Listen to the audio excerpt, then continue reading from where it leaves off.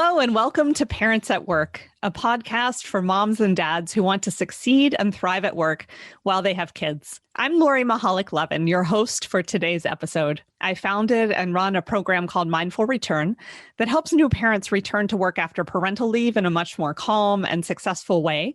And it's one that has helped over 70 employers now to retain their working parent top talent. Now, I have to start today with a story about this podcast. Tom Spiggle first founded the Parents at Work podcast with an introductory episode that was released back in May of 2017. So that's over 3.5 years ago. Almost 2 years into his Parents at Work podcast journey, he invited me to co-host the podcast with him. This was an invitation that I accepted both with massive trepidation, since this was my first ever podcast endeavor, and with great enthusiasm. Together, Tom and I started recording episodes in April of 2019, and we've spent about 18 months interviewing moms and dads in all different industries on their experiences with working parenthood. Today's episode is lucky number 33, and it's a bittersweet one for me. Today, I'm thrilled and excited that I get to interview Tom Spiggle himself, the founder of this podcast, about his own working parent experiences. But I'm also sad because today is Tom's last episode joining us on the podcast. He's handing the reins over to me to continue to run this show. And in our next episode, I'll be introducing you to my new working dad co-host. I've invited Tom here to the podcast, both to learn a little bit more about his own life as a working parent, but also to hear his reflections on hosting this podcast. Welcome, Tom. It's good to have you back. Lori, so glad to be here, even if on the other side of the mic, so to speak. Yes, we've swapped seats a little bit. That's right. So as you know, every time we brought in guests together, we always kicked off by asking them to tell us a little bit about their own working parent journey. So that's my first question for you. Tom, what's your own personal working parent journey sound like? Yes, of course. You know, and with 4 kids, mine was a long journey, continues to be. But, you know, when we had our first child back in 2005, my wife and I are both attorneys, and I was at a firm and had pretty flexible working environment. And not that anytime you have a child, there are joys and difficulties. And it certainly was a wake-up call for the both of us. But it was, the pregnancy was uneventful, and Harrison, our first boy, came into our lives. And, it was a steep learning curve for both of us. How much, of course, there's a bunch of joy with it. Sometimes that gets, particularly, I think, for men, you just don't talk about it as much, but of course there was that, but it was difficult as well. I can remember how specific the knowledge is in the sense that Anne took some maternity leave and I went back to work earlier. And I remember coming home and I'd walk in the door with my suit on, and the first thing she would do would hand me this baby. And I remember thinking well, can I have I just didn't, even though he was my own child in my own house, I didn't understand. I'm like, what? Can I have 10 minutes to change my suit? And she was just like, no. She's like, no, I've been with this to love my child, but I've been with them all day. I'm about to lose my mind. And it wasn't until I had some occasion to spend a long block of time with him alone that I started to understand.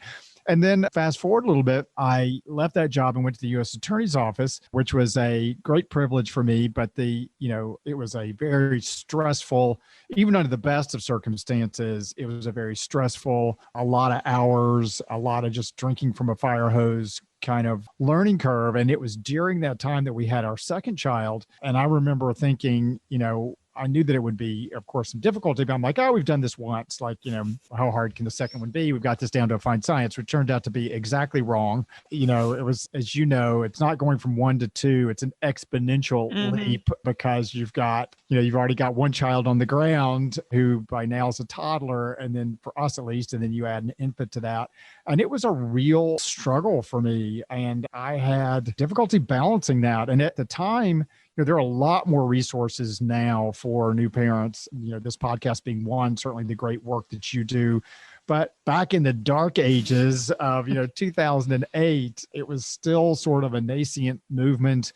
And it just didn't even occur to me. Now having, thought about it a lot more and read about it a lot more and learned from a lot of different people, I wanted to be an active father in my children's lives, but I still thought of it as something you did after work, right? You go to work, you do your thing, and then you come home, and then whatever you got left in the tank, you spend with your family, but work came first, and, family life wasn't supposed to intervene. And, the U.S. Attorney's Office as a whole was generally child friendly. Like my supervisors, were like, definitely like, you need to take time and stay with, be with your newborn. Of course, they meant 2 weeks.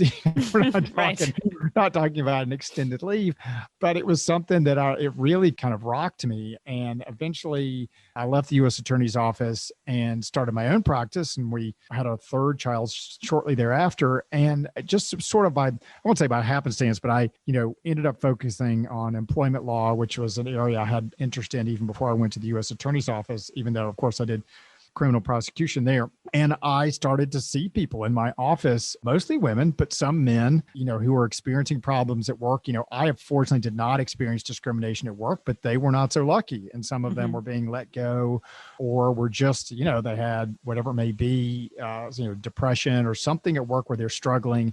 And so I started to dig into the law, and it was really complicated. I'm like, how is, obviously a parent is strapped for time and emotional energy to begin with. How are they supposed to figure out the FMLA? How are they supposed to know about the Americans with Disabilities Act? How are they supposed to know about, pregnancy discrimination? And so, really my professional and personal life sort of joined there. And I decided that was going to be an area of focus of the practice. And that's why I wrote the book, You're Pregnant, You're Fired. And then, as part of that journey, it occurred to me that, when I started podcasts, podcasts certainly weren't new, but they were becoming more of a thing. And it occurred to me that, we're all, not all of us, a lot of parents are living very similar struggles.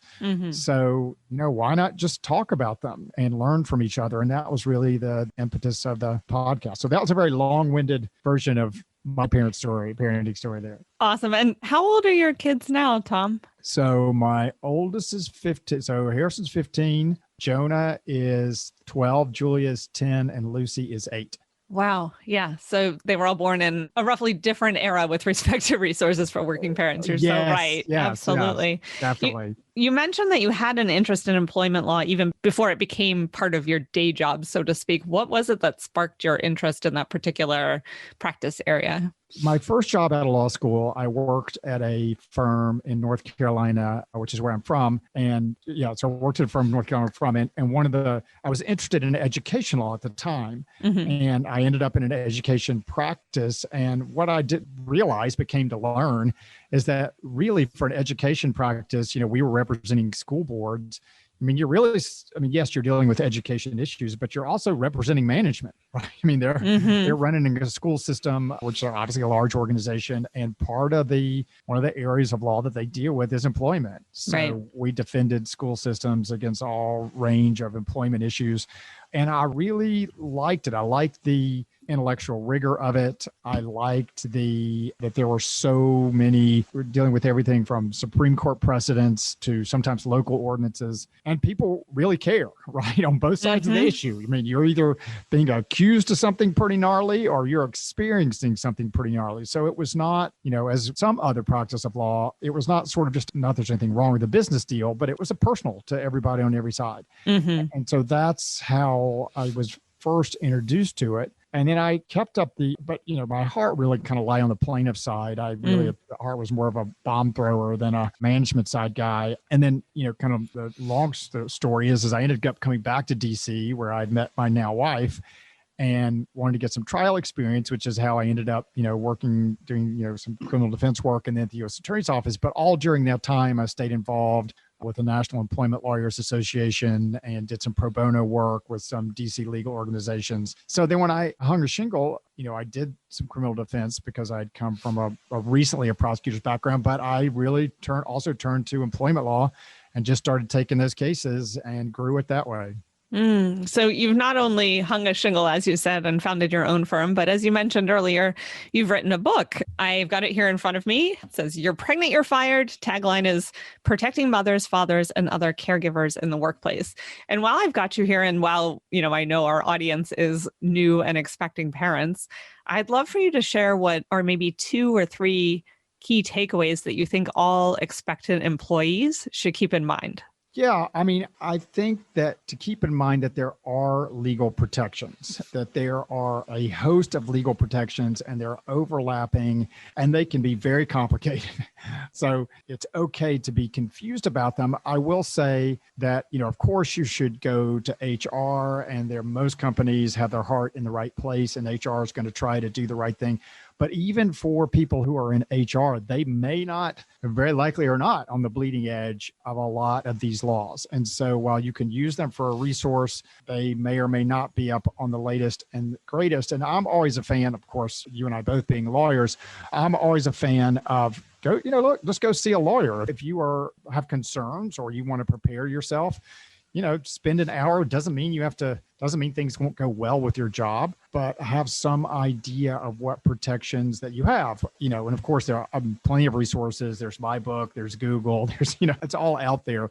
But there are a lot of lawyers that they're specifically in the DC area, but there are lawyers that do this work. And if you're concerned about it, take an hour and go talk to one, because really, if you were to come see somebody like me who does this work, within an hour, I can give you a pretty good overview of what your protections are and what you might be on the lookout for. But I think just to keep in mind that, there are protections for parents, perhaps not as strong as you and I might like in many instances, but they are there, and they may not be immediately obvious, and you may not learn from HR. So my advice would be to take some time to educate about yourself. If you end up in some sort of situation at work, or if you see something coming, be proactive, educate yourself about your rights. A lot of times it doesn't mean you need to be adversarial with your company. Your company may need educating, and there may be some ways that you can address the issue that helps your company, do the right thing. Yeah, I love that. I mean, if we had a healthcare issue that we were worried about, we'd go see a specialist for a consult, right? And exactly. I feel like the same type of thing should apply here, I suspect. And I like to think of, this as my role when I have my lawyer hat on too, as saving people a ton of time and money down the road just by being able to sum things up and frame them. So go talk to experts, and definitely keep Tom in mind as you're looking for one. So you mentioned a little bit about what inspired you to start this podcast, to be a resource for working parents.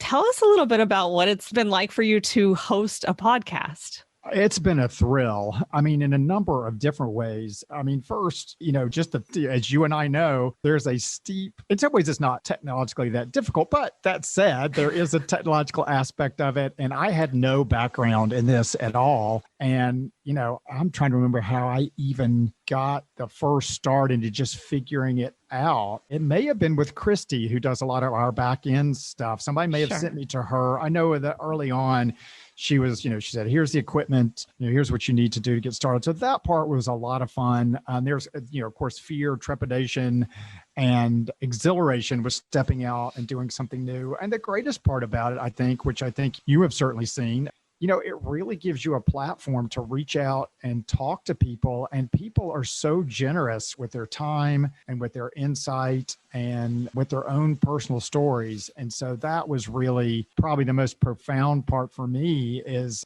just the people that I've met that, of course, you and that you and I've met during the time that we've done it. Absolutely. Are there any key themes that stand out to you over the past couple of years that you've been running this Parents at Work podcast? Oh, that's a great question. I think that probably the theme is, in some ways, while there are, of course, differences and unique parts about each of our stories, how much of it is the same, how much of us struggle and persevere and survive and thrive in the same way, which is the nice part about the podcast is, I think you realize that you're speaking to a lot of people who are sharing the same sort of stressors and pressures. And, so I think that similarity in the stories that you hear is probably one of the biggest themes that I have noticed. And I think also, and as you and I have heard a lot on the podcast, how much difference, a sympathetic manager makes or sympathetic workers make. I mean, policies matter, procedures matter, no question. But one thing that you and I have heard a lot is when we ask people, what's really been the biggest help to you, it's often been, a supervisor, a colleague, somebody who understood what you were going through and was there to help and be supportive. Yeah, as with anything with work, it really comes down to the people. Yeah. Absolutely. Yeah. I know you also co-host or host another podcast. Do you want to mention that one as well? Yeah. So about the same time, I started another podcast called I Got Fired, which is, as the name sounds, a podcast for people who are experiencing problems at work. And it's interesting, I think, as with probably any kind of creative endeavor like that. I mean, the audiences are different. For this podcast, I knew we would be speaking to people who, at least for a time in their lives, had an ongoing interest in the subject and, would listen repeatedly and follow it for some time. And I Got Fired is intended to be more of a, I'm of course more than happy for people to keep listening to it, but I find that people come to it because they have a specific issue. And so we are trying to give people both the specific knowledge they need for an instance they may be experiencing and the tactics they need to think about how to deal with that. People come and they pick and they choose. And of course, I hope that they don't have a reason to come back. Right. They got their one problem. I mean, I sort of see it like, buying a baby stroller or a wedding ring or something like that. Like you have a specific, discrete period in your life where you need to know a lot of information about that topic. And then that period in your life goes by and you forget it all.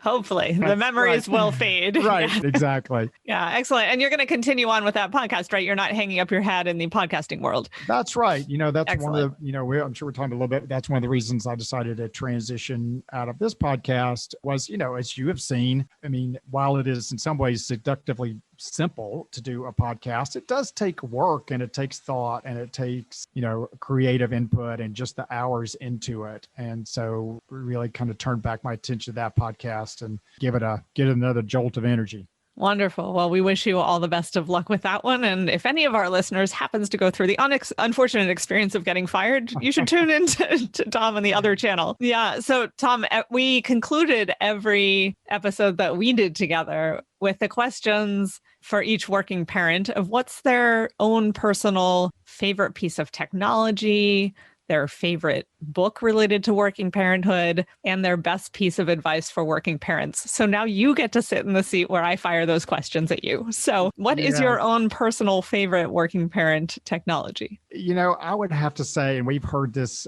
over and over in the podcast, is just the calendar. Yeah. My wife and I, both use iPhones, and so use that calendaring program. And it's the way we keep up with everything. And as you know, with two working parents and a number of kids, everybody's running in different directions. And it's, we try to learn the hard way to try to avoid those. What do you mean you have this to go to? Because I have this to go to, and the kids have got Boy Scouts or soccer or whatever it may be. So that's probably, I wish I had something. I will say that, and another one, just a good app that I use a lot because I'm in charge of the cooking for the household, is one called Paprika. It's great for clipping recipes, and you can make the shopping list straight from the recipe. So for those of you that are, have that responsibility in your household, that's probably my number two. Awesome. Thank you. Yeah. And the calendar one is such a struggle during COVID. I feel like it's putting together a massive jigsaw puzzle of, in our house anyway, 4 people's different Zoom meetings. Oh, yeah. It's just crazy. Yeah. Right. Okay. So your favorite working parent related book? Or a book that's helped you in working parenthood. Yes. And I always screw this one up. I think it's all... You can't get it wrong. Right, I know. I think was it All Work and No Joy? What's that book by... Yes. Anyway, whatever that title is. All Joy and No Fun? All Joy and No Fun. That's it. I love that book. That was one of the ones, and I think it probably came up over the podcast. I read that book and I was like, okay, I am not and I'm not to say that she is crazy, because she's actually very not crazy, but I'm like, I'm not the only crazy person. Like it spoke to me on such a personal level and was such a, just to hear people's own struggles. I'm like, okay, so this is like a thing. This is not just me and my own personal limitations here. This is, and then again, of course, when you stop and think, you're like, of course, like this is just really, can be really hard in many aspects. And that book and the stories in it were just so profound for me. That's probably one of my big ones. Awesome. Yeah, I'm looking at the title here, All Joy and No Fun, The Paradox of Modern Parenthood by Jennifer Senior. And we'll put that in the show notes as well. Yeah, that's a good one. Awesome. Okay. And now, drum roll, your best piece of advice for working parents. My best piece of advice for working parents is just to know that it's normal to be frazzled. It's nothing wrong. It's just a lot of just work, it is like, I was reading a book about a Navy SEAL recently, and I'm blank on that title too. But anyway, David Goggins' book. And of course, the Navy SEAL training is very difficult in the stories that he tells. But I was like, you know what? Like, this sort of sounds like being a new parent, like the sleep deprivation, you just got to get up and go until you can't think you can get up and go anymore. And then I think related to that is, and this is one of the reasons, that I decided in some respect to pass the baton on to you is, it passes, which is sort of bittersweet, right? Yeah. And I think, anybody as a parent, probably has heard this, and we all have to live it. And it is certainly true. It's one of these days you turn around and you don't have to give your kids a bath anymore, and you don't have to do the diapers. And that's the stage that I'm in my life. My youngest child is now 8 years old. And of course, there are other challenges as children get older, but it's completely different. And the physical demands are not nearly the same. And so at the time you're going through it, you're like, oh my God, this is just, I don't think anybody wants to rush it along, but you do have the thoughts of like, how much longer when can I get some sleep and, a cup of coffee by myself? And the truth is, it's one day it's going to happen, and it sort of happens without you even realizing it, which again is bittersweet. It's of course nice to have your time back. It's nice to occasionally get, 7 or 8 hours of sleep, but it is also true that you realize that the last time you gave your kid a bath, you probably didn't even notice it. Right. It came and went, and all of a sudden your kid just didn't need help in the bath anymore. So I think keeping that in mind, when things are really hard, and they are hard, particularly with young kids, newborns and toddlers, it is really just a tremendous amount of effort and stress. Like, it passes. So just keep that in mind too. Yeah, I first got some chills, and now I'm getting a little choked up at that because my oldest son is about to turn 10 in a couple of weeks. And I feel like, gosh, a decade? And, that's past the halfway mark between birth and college. Like, what are we doing here? So yeah, that really resonates with me. Also, I love the parallels to the Navy SEALs and some of the mindfulness meditation work that I teach to working parents. I teach the technique called box breathing. And essentially you're breathing in for 4, holding it for 4, breathing out for 4, and holding it for 4, sort of drawing a box in the air while you do this. And it's a technique that the Navy SEALs use to like maintain concentration. And I think it's directly applicable to how working parents can calm down in their own households. So I see a lot of similarities. Absolutely. Yeah. Absolutely. Yeah. Great, Tom. Well, I'm so glad that you were with us today. And my last question for you is 2-part. Are there any last words you'd like to leave us with, the PAW listeners who are out there, the Parents at Work listeners, and any advice you have for me in continuing on with the podcast? Great questions. I think for the listeners, just thank you for being a part of this, and for people who've participated in the podcast, for sharing your stories and being generous with your time. And also, good for you guys for taking some time and energy to be a part of this community. I think it makes us better people and better parents. As for you, look, you're a superstar. I wish I could say that I could, give you just the keys to the kingdom, but, I credit you with really bringing a lot of structure to the podcast. It was, of course, your idea to do which I thought was a brilliant one, to do the various different work areas, whether it was accountants or lawyers or people in the theater, because we were able to hear not only the commonalities, but how different sectors both struggle and come up with some unique ideas to do that. I thought that was a great idea.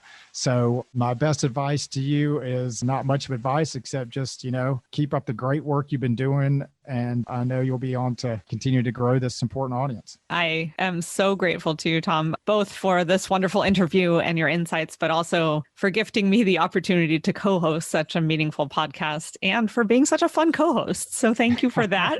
And I promise to keep the torch lit and the podcast going strong. And I really wish you all the best. Thank you for being on today. Sure. And I'll just say, of course, thank you for willing to do something new and to taking to it so quickly and to bringing so many great ideas to it. And I look forward to keep being a listener and to hearing all the great things that you're going to do with the podcast.